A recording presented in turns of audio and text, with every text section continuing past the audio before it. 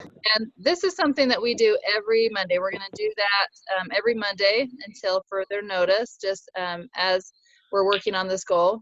And so my biggest suggestion is it's a new month. So I want you to connect with your mentor coach and talk about what your plan is for this month. Last month we worked on 5 new clients. Same thing. It's kind of wash, rinse, and repeat. Kind of we're learning these skills. And these are just things that we keep doing as we grow. So who can tell me what our assignment was last week? What were you working on last week?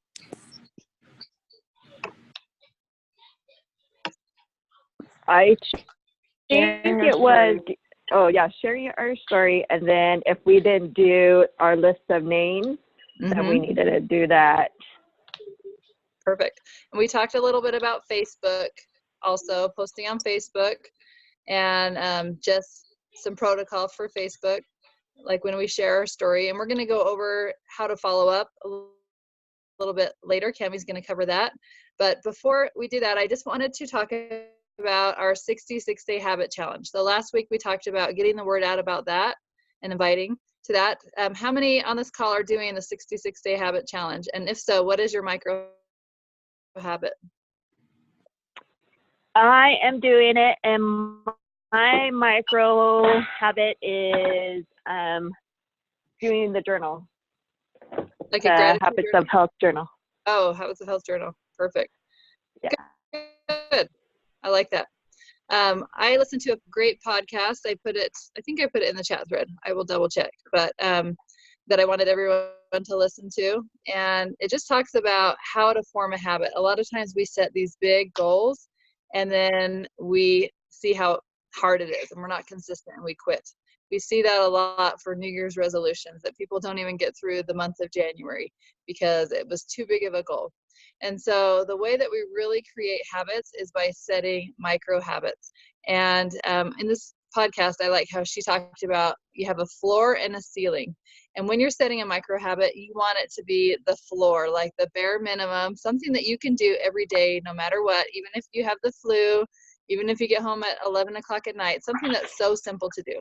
And she talked about how she wanted to do yoga every day for the whole year. And that's a big goal. So it had to be really simple. So her floor, her micro habit was to do 3 cat-cows a day. And that takes 10 seconds. And so that's something that she could do consistently every day for the year.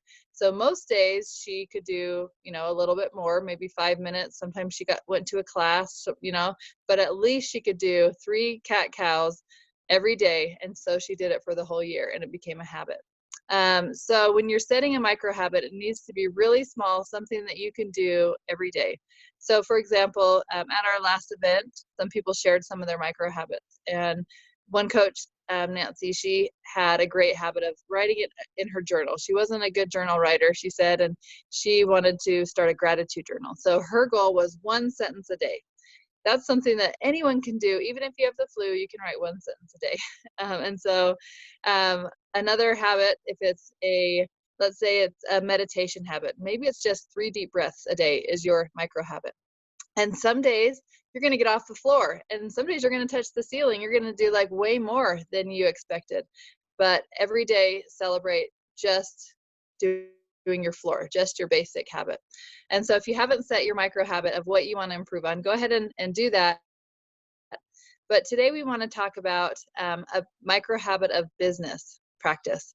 And so this is a way that you can grow your business consistently if you're doing something every day for your business. And I want this to be little. So for me, my 66-day challenge I'm doing is 1 connection a day. And I haven't specified in how that has to be. So it could be a connection, if I'm at one of my kids' sports events, I make a connection, or at the park.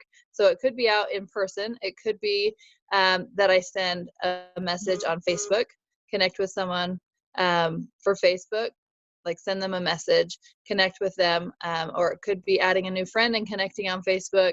So some conversation, starting a conversation. So it's not just commenting on a post or adding a friend, but it's actually going to their message thread and starting a conversation with them, or picking up the phone and telling someone that I've thought about them, or making a connection. So it just helps me kind of get out of my comfort zone a little bit and start a conversation. And imagine if I'm consistent with that for 365 days. That's 365 connections that I've made. And so some days I might connect with 10 people. I might pick up a list of my old clients and call in and check in on them and connect with them. So it doesn't have to be a new person. It could just be connecting with someone, starting a conversation. Or, I might just make one. It doesn't matter as long as I hit that floor goal every single day. So let's open it up and share, like, what are some other ideas that you could do consistently for your business? A mini micro habit, like what would be your floor goal that would help move your business forward? Anyone think of any ideas? Just really basic is like the 3, 3, and 3. Or if you want like your floor goal, it could be one post every single day on Facebook. Yeah. That's a really easy one that a lot of people are doing anyways. Yeah, so if you want to get better at your 3, 3, and 3, which is basically, for those of you that don't know, is you make 3 connections a day. So you start 3 conversations, you post 3 times, and you make 3 friends. So you add 3 friends, start 3 conversations, and post 3 things. And these aren't all health things. They could be, what's for dinner, what funny thing your kid said, like just being active on Facebook and connecting with other people. So that's kind of a bigger goal that might be hard consistently every day for 365 days, although it's definitely doable. But like Cami said, a floor goal would just be, okay, if you're not consistent on Facebook right now, 1 post a day. That could be simple. You could even like have a plan written out of lots of ideas that you could post in case you're really busy. It could be that you see someone else, a great inspirational quote from someone else, and you download it and post it. Like, it could be really simple action steps, but just something every day. What's another idea? Something that would move your business forward.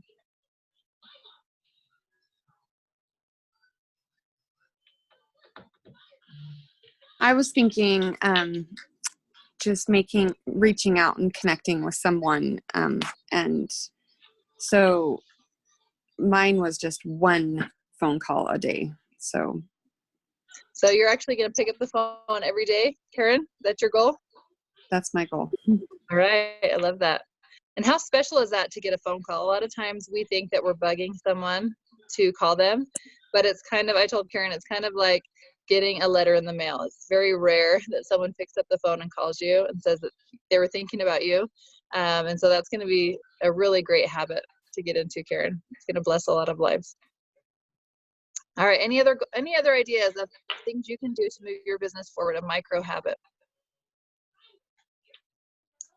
And what if it wasn't daily? Is there anything like maybe weekly that you want to do that you haven't been doing? So it could be jumping on the Tuesday 20 every week, or watching the playback, or the Monday night leadership calls. If you haven't been doing that, making sure that you catch that training every week. Or it might be inviting 1 person a week to jump on an Explore call to look into coaching. Is there any weekly goal that you think, if it wasn't a daily habit, is there anything that you could do weekly that would move your business forward? For me, it's been, when I get the chance, I will listen to some old podcasts of the webinar coaches.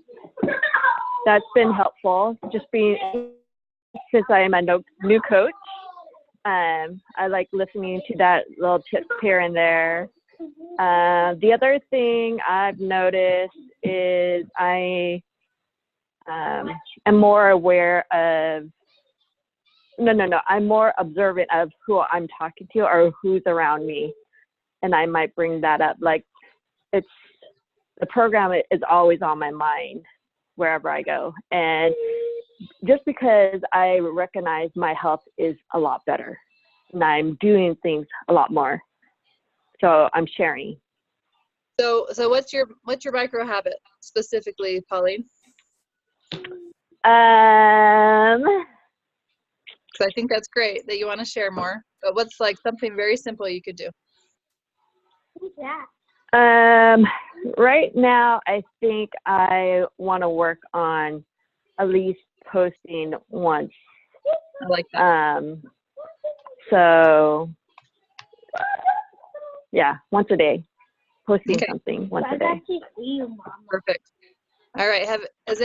Anyone else want to share what theirs is going to be? So mine is just like yours, Liz. I just want to be consistent with just daily connections, whether that's following up with old clients. Because at this point, I feel like I have so many old clients after all these years. So that's a good avenue. But I think that's my 66-day goal, is to not miss one day of finding a new connection or starting a new conversation. Yeah, great. Okay, so if you haven't shared, we'd love to hear it in the chat. Post it in the chat. But so you need 2 habit trackers, one for your micro habit that you're already working on, and then one for your 66-day business goal.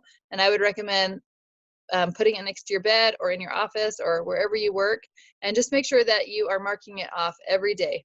And when you do more than that, so when Cami connects with 10 old clients in a day instead of 1, she'll put a plus, so a check plus.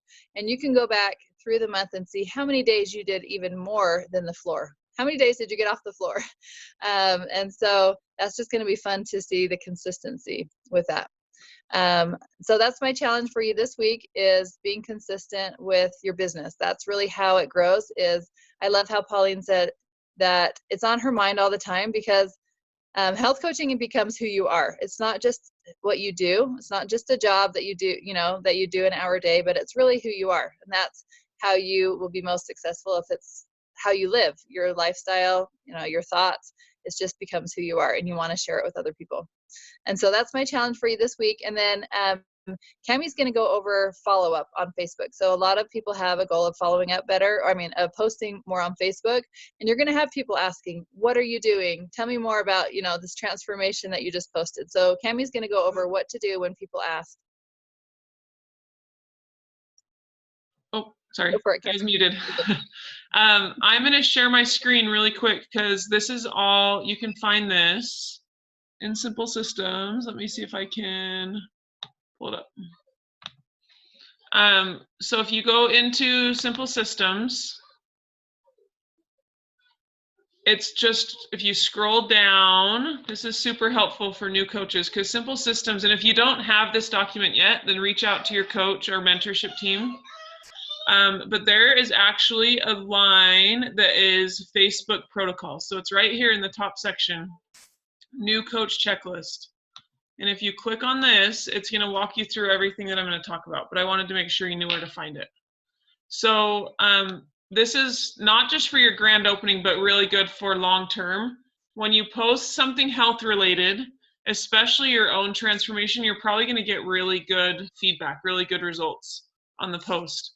But if we just sit and wait for something to happen, then we'll just be waiting forever. We have to be proactive about it. So this goes through and tells exactly what to do.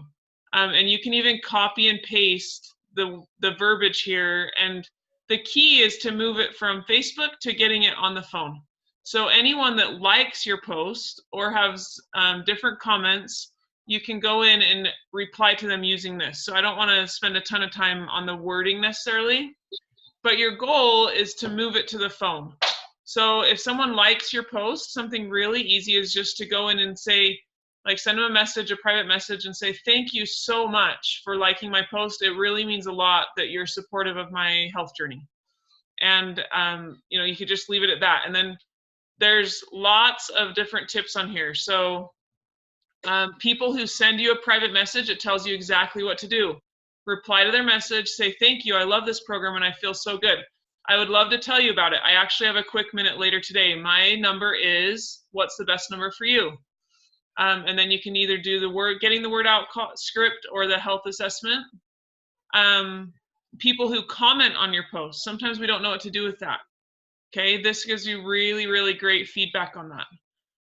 And then the third wave are people who like your post. So send a friend request. If it's public, you might have people who like it that aren't your friends. Private message them, thank them for liking your post. And this is just super important. With any health-related posts, you can do this. I'm going to stop sharing. You can do this kind of thing, but we can't. I've seen it a lot with new coaches. They post their before and after and then say, well, I didn't get any clients from it. And the big thing is that if we post it, you're creating and generating interest, but we have to go in and then create the action ourselves. So we have to be able to follow up with these people. And there might be people that see your post and comment and you message them and they never message you back. But that's okay. They're starting to watch your story. So you just add them to your list, or what I do is I add them to my list of people that I want to drip on and that are potential clients for down the road, because if they're commenting or liking or messaging you, they're showing some kind of interest in what we're doing. So just being sure that you're following up and being consistent with follow-up is super important. I don't know if any of the other coaches on here have a good system. I think Cheryl probably does, because Cheryl's the most organized. But I'm not great at follow-up. I'm getting better, but I've tried to start a spreadsheet where everyone I talk to on Facebook, I add their name to it, and what the actions are, so I can go back and look, and that's been really helpful. Does anyone else have something that they want to share that they've done to help with Facebook organization on feedback from that kind of stuff? I know that there's a checklist somewhere in Simple Systems for following up with, in fact, I think it is under Facebook protocols, kind of follow up for the 3, 3, and 3, or just like the people who you're connecting with on Facebook so that you can keep track. I actually haven't been great at doing that, but for myself personally, just like week to week, trying to remember who to follow up so I don't forget about somebody. I just kind of have a list of people who I'm following up with, so that I remember, in the moment, I might not have a minute to do it, but I talk to so many people throughout the day that I'll forget, an individual if I don't write their name down.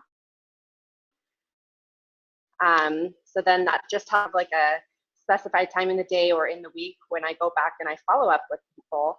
And so just kind of having a list to write down, you can write it on the back of your map, or just have, a separate list. We've talked about lines on paper, and for me, like follow up is one of those things.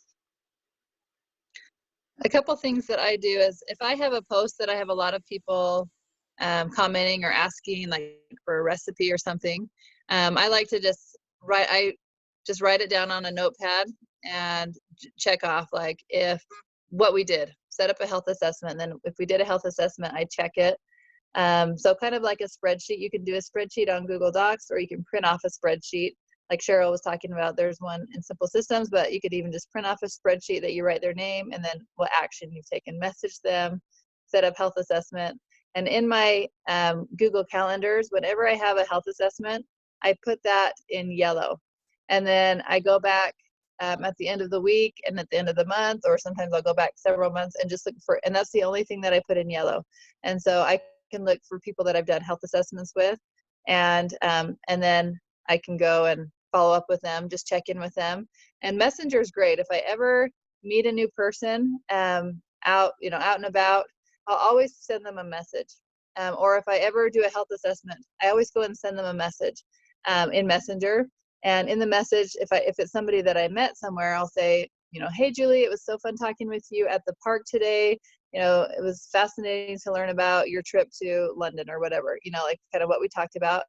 That way, if she comments on one of my posts later, or if I'm checking in after a health assessment, I can go to Facebook Messenger, click on the message, and kind of like, remember, we did a health assessment. We talked about getting off of these medications. I kind of do a recap of their goals in that message when I'm thanking them for their time, so that not just do they know that I listened, but when I forget about that person later, I can go back and have a refresher of where I met them or what we talked about. So that's a big way that helps me follow up with people later. I love that. There's so many good things there. And I just looked in the Simple Systems, and there is like a tracking sheet for the 3, 3, and 3, which will help with that. There's also some really great resources. There's a video by Dan Valentine about the 3, 3, 3 that you could watch, getting into massive action. There's also like some video explanations of Facebook that Amber has made they're just awesome. So that page, you could spend like a really long time on that page. But I love what Liz said, because that's something that's so important, that when you meet someone, to connect with them on Facebook and immediately send that message. And it's just a reminder, because I see people all the time on my feed and I'm like, oh my gosh, I don't even know how I know this person. and I'll click on their name and click on the messages, and a lot of times I can see and go back like how I met them or where I met them, and that's really helpful. Anything else you guys have done as far as Facebook that has been helpful? I know that you know, I use Facebook a whole bunch in my business. It's not anything that you have to do. I find it to be a very valuable tool because I can reach so many different people from so many times in my life in one avenue. The volume won't work. Uh-oh. Karen, are you okay? I hear Karen. Nope, there she is. So I would just utilize Facebook. And like we've talked about before, if you're not posting all the time, then it might not be realistic to go right into 3, 3, and 3.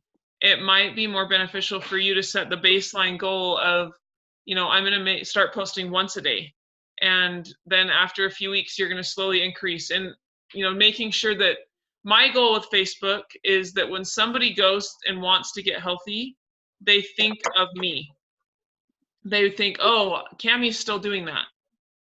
And they, you know, reach out to me because they know that I am a health coach, or that I'm, you know, always doing health related things because I'm constantly posting about things that I'm excited about with our health. So that's my goal, is that when someone sees my page, they think of me when it's their time to get healthy.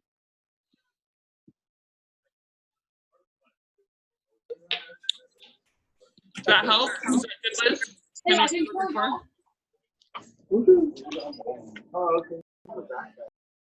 Hey, Cammie, maybe mute everyone. Yeah, I'm just trying to find. Let's see. I'm going to be muted. I'm trying to see. Do you know where you click to mute everyone?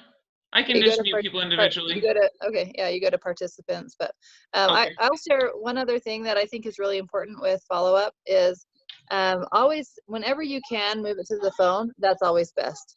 And so definitely if someone asks, oh, what are you doing? What program are you doing? Trying to never just post it in a message, or explain the program in a message, because it's a really personalized program for them. We want to know what they want to accomplish, what their struggles are, and the best fit for them. So honestly, I've never really gotten a client that I've just messaged info to. It's always that personal touch, you know, going over their questions, really finding out their why. And so if they do ask what you're doing, you know, just letting them know that you're doing a healthy lifestyle program. It's great. You have a free health coach. You learn a lot. There's an education system that teaches you the tools to keep your weight off long term, and a simple nutrition plan that teaches you to balance your blood sugar to be able to lose weight quicker. So that's kind of a brief overview of what you could say if someone asks what you're doing, and then say, you know, it's kind of hard to explain in a message. Can I give you a call later? And then I always give them 2 times. I'm free at 12 and at 6 today. Do either of those times work for you? What's the best number for you? Here's mine. So if I ask them their number and give them mine, they're more likely to give me their number. So that's just a good reminder, is try not to do it all over Messenger. Follow up and move it to the phone.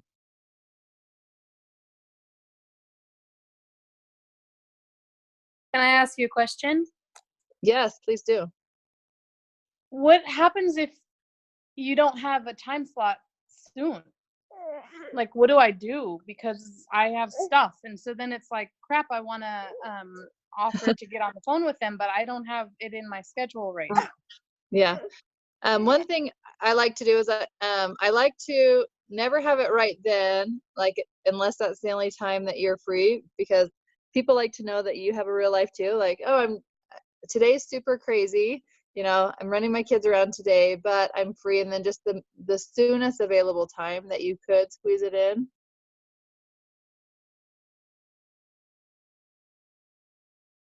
Calling me, but I could call you at time and this time, you know, like, so just, I would say, let them know what's going on, and then tell them the soonest possible time. Give them a time slot, the soonest possible time. Sometimes you have to get creative of when that will work, but might be late at night or in between a carpool.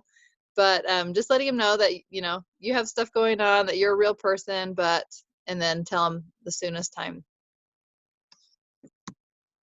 Does that help or not? Yeah, thanks. Yep. Any other questions? We'd love questions.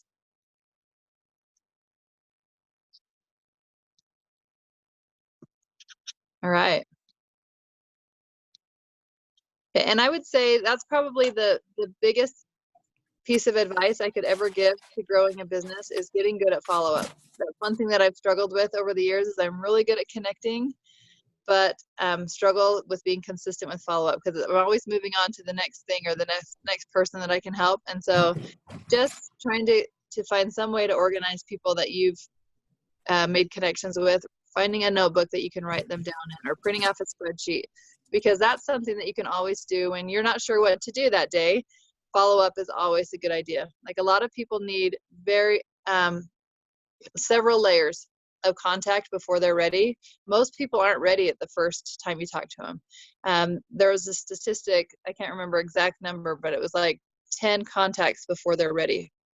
And so knowing that you have to connect over and over and over with them and follow up over and over and over until they trust you enough to be ready.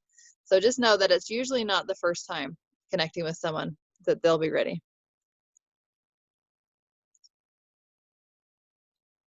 All right.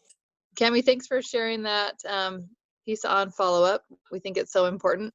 And thank you everyone for hopping on. We know your time is valuable. So I'm just going to leave you with the reminder of the challenge is setting a 66-day micro habit for your business and share what that's going to be so that we can keep each other accountable. So thank you. Thanks, Cami, for logging in. My internet's down right now. You're good. Thanks, Liz. Thanks, everyone. I'll get the playback posted to our group chat as well. Sounds good. Thank you. Thanks.